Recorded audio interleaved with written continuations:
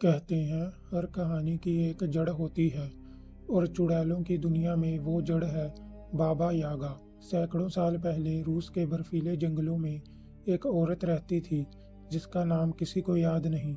बचपन से ही उसे तंत्र मंत्र में गहरी दिलचस्पी थी।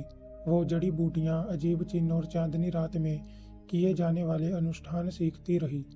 धीरे धीरे उसकी लालसा बढ़ी। अब उसे सिर्फ साधारण ज्ञान नहीं बल्कि अमरता और असीम शक्ति चाहिए थी।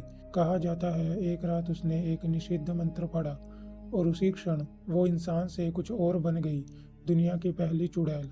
उसके भीतर ऐसी शक्ति जागी जो समय और मृत्यु को चुनौती दे सकती थी।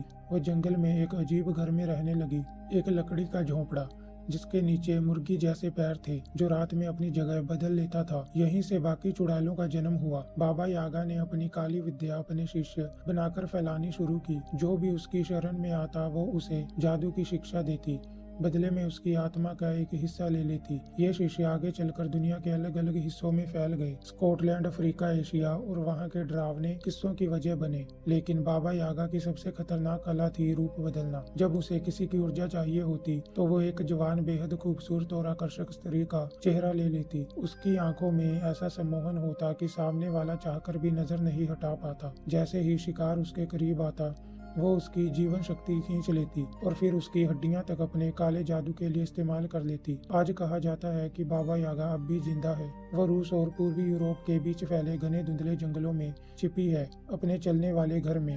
हर अमावस्या पर वो बाहर निकलती है नई आत्माओं की तलाश में।